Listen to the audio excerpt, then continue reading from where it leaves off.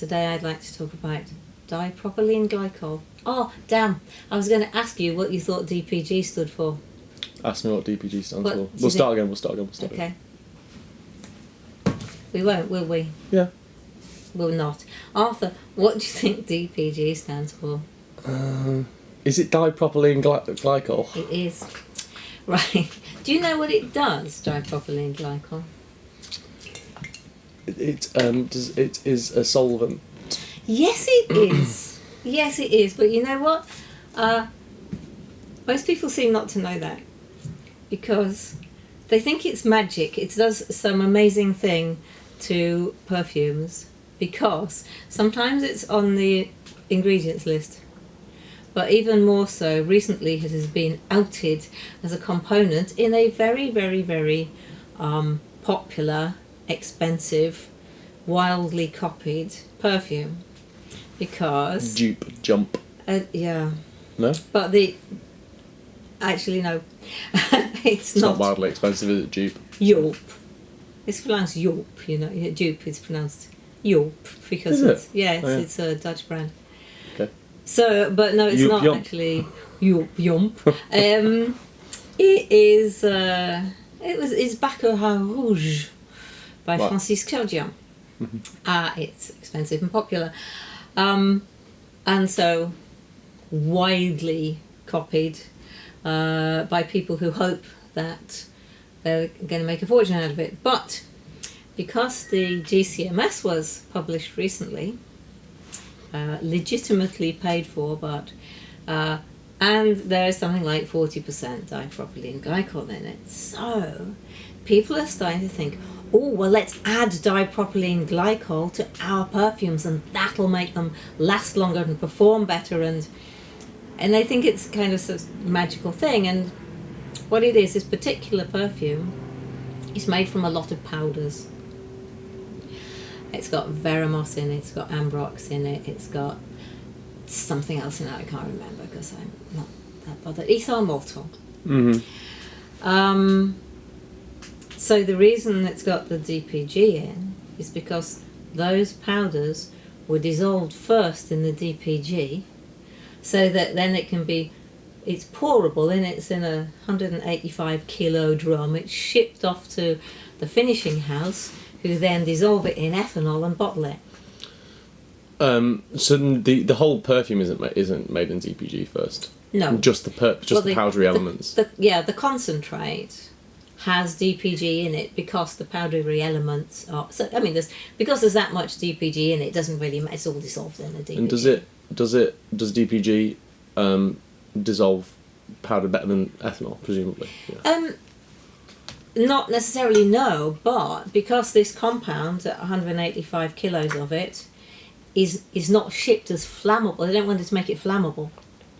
Ah, okay. So it's not for the finished fragrance, it's that you take the compound which has got DPG in it, 185 kilo drums of those, stick them on a ship or a lorry or whatever you're putting them on to get it to the filling house. You don't want to put ethanol in it at that stage, because otherwise it suddenly becomes flammable liquid and people need extra certification for sending it around the world. But if people don't know the kind of stages which perfumes go through, that it's got to be pourable, but it's also got to be easier to ship, just standard. Why would they not ship just the powders? Because once they're in the vat, they go all sludgy at the bottom. If you just put them in with the rest of the perfume materials and pour all the powders in, you get a vat which has got a load of sludgy powder stuff that doesn't dissolve properly at the bottom. So you'd need a big stirring device, but the vats are too big. It would all, and it's like hydraulically pumped out. So you want the whole thing to be homogenized. You want it, so if you poured out the top little bit, it's going to be the same as pouring out the bottom little bit. Fascinating. Well, I'm glad you think so. No, really, genuinely it is. But it sort of is, but because it's good questions, because people are not understanding that, and they're looking at the formula and thinking, oh my god, there's 40% DPG in. If I put 40% DPG into my perfume concentrate, maybe that'll make it extra strong, extra long lasting, extra something, because there must be a reason they add DPG. And the point is they don't. They put something dissolved in DPG into the concentrate. So yeah, so there is a reason for it, but it's just not the reason you think. Yeah, so I thought I would just demo, because all we're doing talking so See, far. because my experience of DPG is that it's not that good. What at? Being a solvent for perfume, I would sooner have my perfume in ethanol on my wrist than on DPG, because I think ethanol makes it jump about more. Yes, which is why you wouldn't only have it in DPG. You wouldn't have, 20% perfume and the rest of it DPG and then put it on your skin, unless you really didn't want ethanol in it and you wanted it to be quite sticky. So, this is coumarin, which is a lovely nice crystal. It's one of my absolute favourite ingredients. So I'm taking care not to touch it, by the way, because coumarin, this is it at pure form, and it is a blood thinner, and it is an allergen. So like tonka. Yeah, but more intense. So tonka's about 45% coumarin. So I put. So it's the coumarin that does that to the tonka. Yes. Yeah. Yeah, exactly. There they are. So I'm going to do. So DPG is a sort of, you see, it's a bit gloopier than ethanol.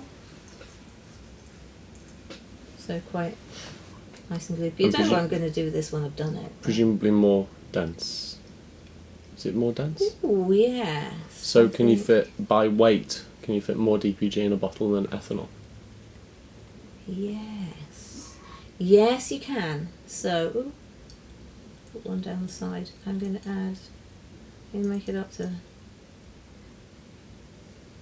10 grams. Oh, you know what? It does seem to be taking up. No, you know what? It doesn't seem to be. If I take that up to 10, it's actually going. Okay, it is not as. I'm going to have to look up its molecular weight. It still takes up more space than you'd expect it to. So it's still less dense than water? Oh, I don't know. Yeah. I don't know. Funny that. But then density is not the same as weight. However, is there air in that because of the powder at the bottom? Taking up space? No. Maybe could be. I'm just going to stir this. It doesn't dissolve, I'll look silly when Did I check first if coumarin's soluble in DPG? It is dissolving, isn't it? Is it? So we'll do an ASMR video of stirring. It'd be really funny if we do this, and it'll get there eventually, won't it? Yeah. I don't have a stirrer. I don't use an electric stirrer. I use my arms. And finally. It took a long time.